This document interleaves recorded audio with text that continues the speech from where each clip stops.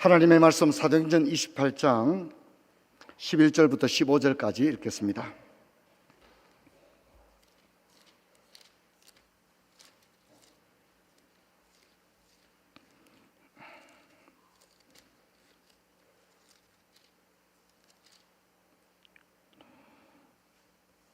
사도행전 28장 11절부터 15절까지입니다.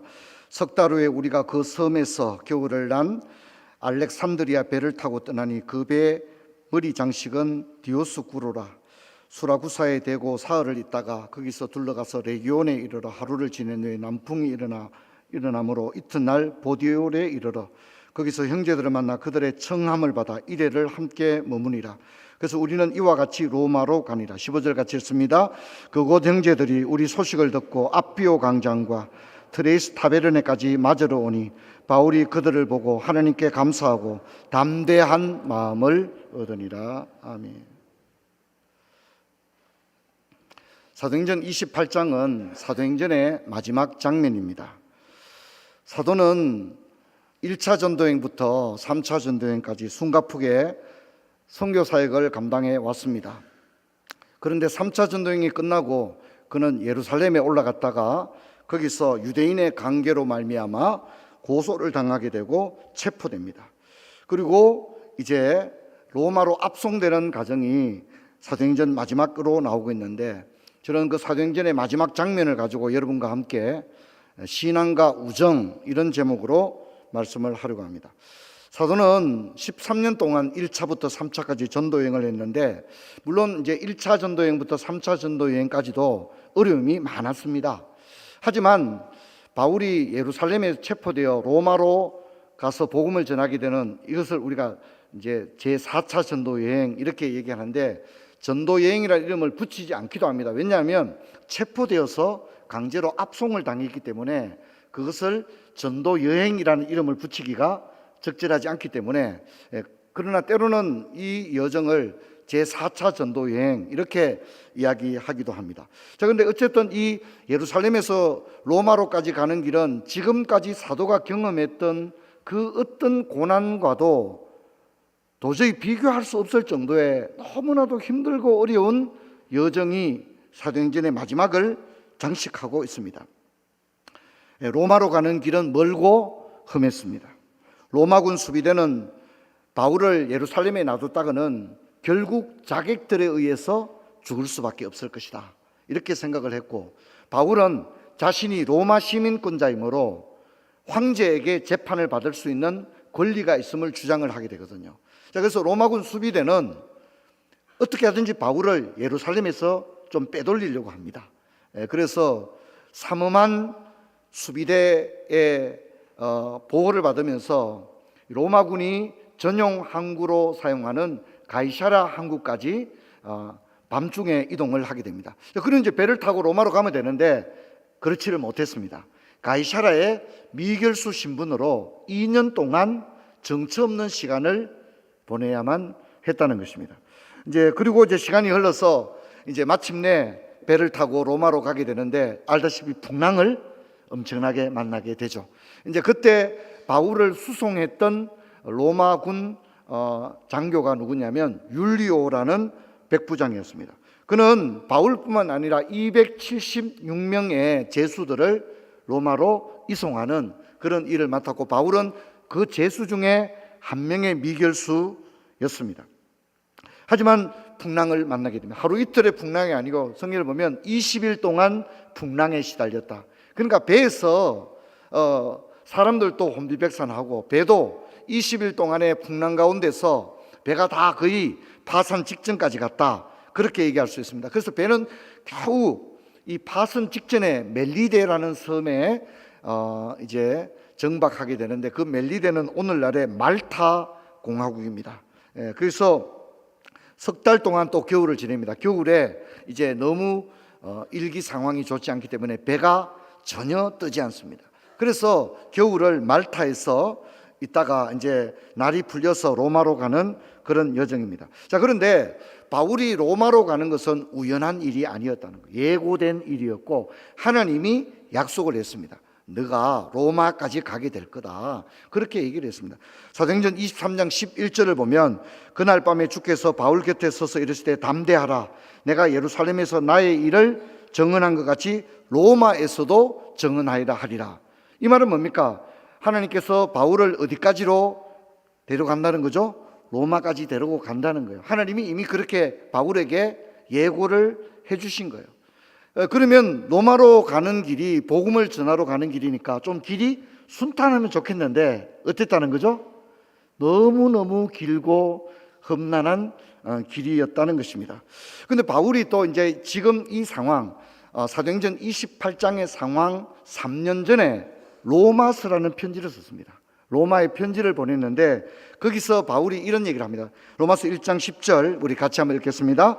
어떻게 하든지 이제 하나님의 뜻 안에서 너희에게 나아갈 좋은 길 얻기를. 나쁜 길입니까? 좋은 길입니까? 좋은 길. 좋은 길을 구했는데 좋은 길이 허락된 거예요? 험난한 길이 허락된 거예요? 험난한 길이 허락을 된 거예요. 하나님도 그래 너는 로마까지 갈 거다 그렇게 했어요. 그리고 바울도 로마에 있는 성도들에게 3년 전에 편지할 때 내가 너희에게 나아갈 좋은 길 얻기를 원한다 그랬는데 실제로 로마로 가긴 갔지만 그 길은 좋은 길이 아니라 어떻게 해요?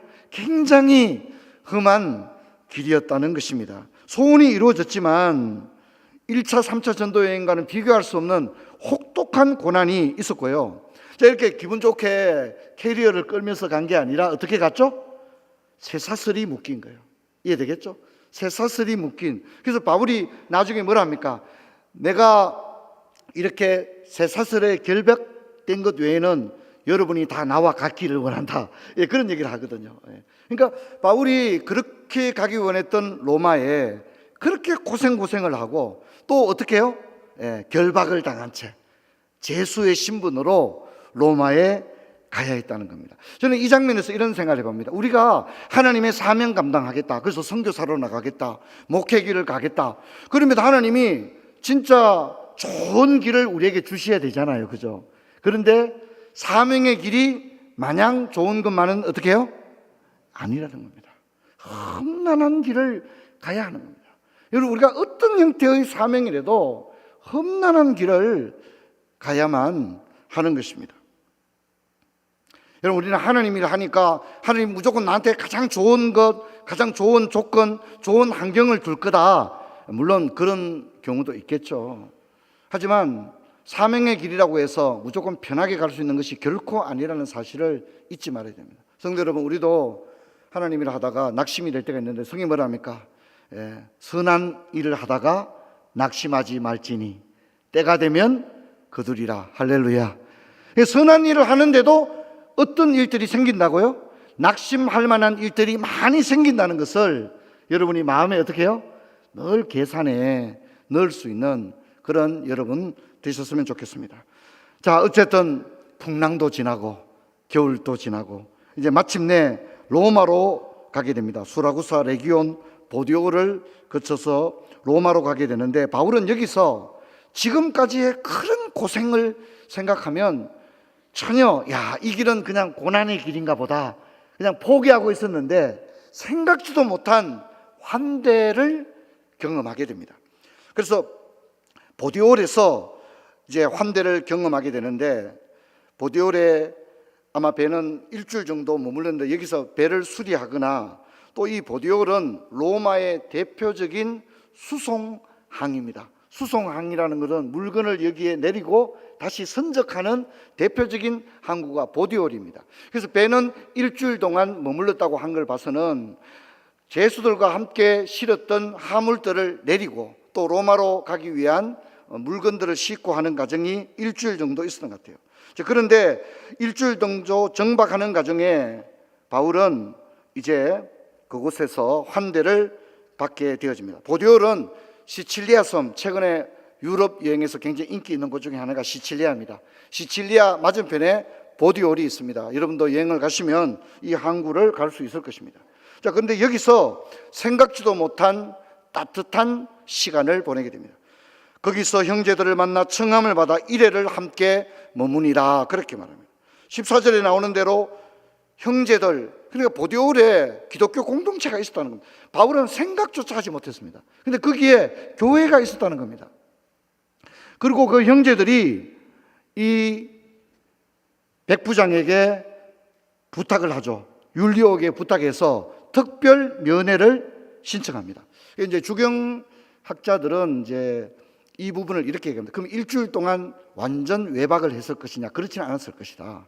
아침에 특별 면회에서 가서 또 저녁이 되면 다시 배로 시간 딱 계산해서 돌아오고 또 그 다음날 또 특별 면회가 있는데 이런 형태의 면회였지 완전히 일주일 동안 휴가 가듯이 그렇게 면회가 되지는 않았을 것이다.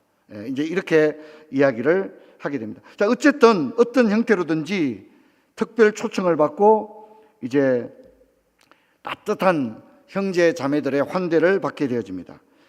그러면 어떻게 미결수의 신분인데 어떻게 이런 특별한 혜택을 받게 되었을까요? 두 가지 정도 생각할 수 있는데, 첫 번째는 이송 과정에서 백부장은 바울을 신뢰하게 되었다. 저 사람은 뭐 도망가고 이럴 사람이 아니다. 완전히 신뢰하게 되었다는 거죠. 두 번째는 또 바울이 그렇더라도 이제 특별 면회를 신청한 보디올의 신자들이 믿을 만한 사람이어야 하지 않습니까? 이상한 사람이면 면회를 해줄 수 없잖아요. 그런데 보디올의 기독교 공동체 면회를 신청한 사람들 역시도 신뢰할 수 있는 사람들이었다는 것입니다.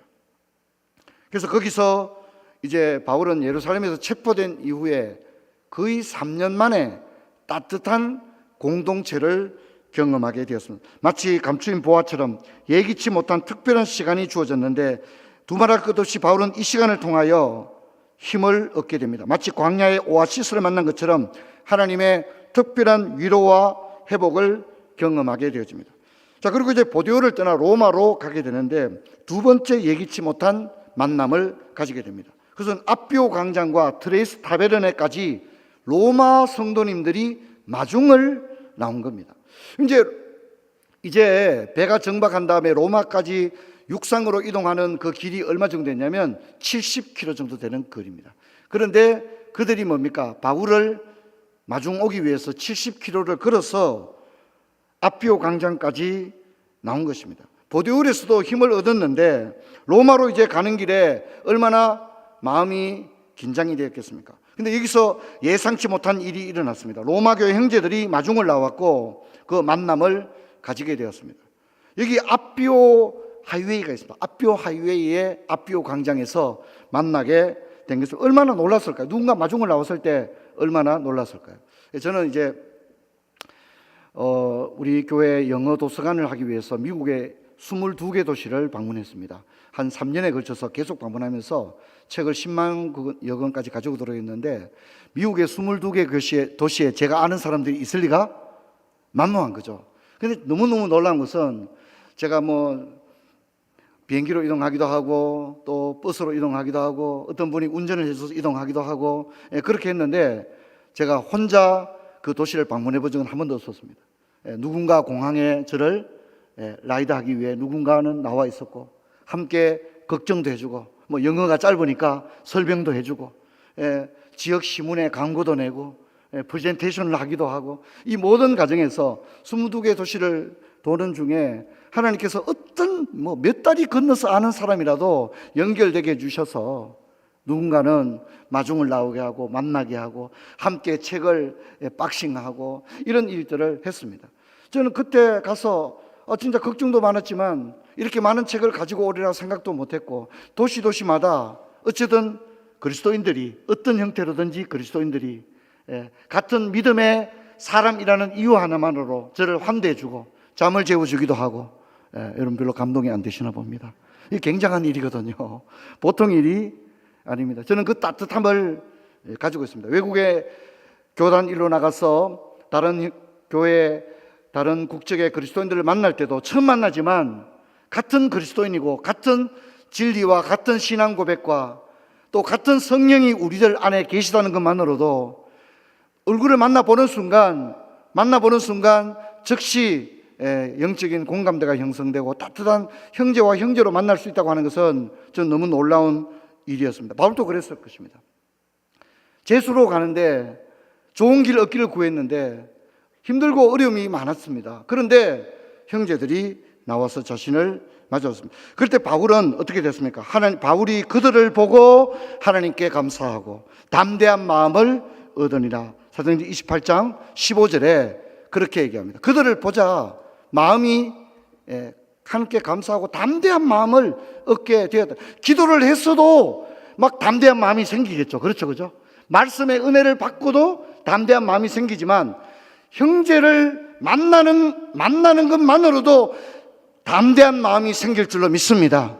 여러분, 이게 중요합니다. 오늘 교회에 와서 형제자매를 만날 때 담대한 마음이 일어나는 그런 아름다운 우정의 공동체가 되기를 주의 이름으로 축원합니다. 할렐루야. 누군가에게 힘을 주는, 얼굴을 보기만 해도 힘을 주는 그런 한 사람이 되면 좋겠습니다. 저는 이번 주간에 장례를 하는 가운데 저 그런 걸 많이 느꼈습니다. 우리가 가족이구나, 우리가 형제였고 자매였구나 하는 것들을 참으로 많이 느꼈습니다. 세상에는 지금 공동체가 완전히 다 깨어지고 있습니다. 하지만 믿음을 기반으로 하는 이 우정의 공동체, 여러분, 이게 아직 살아있다고 하는 사실을 저는 보면서 많은 힘을 얻었습니다.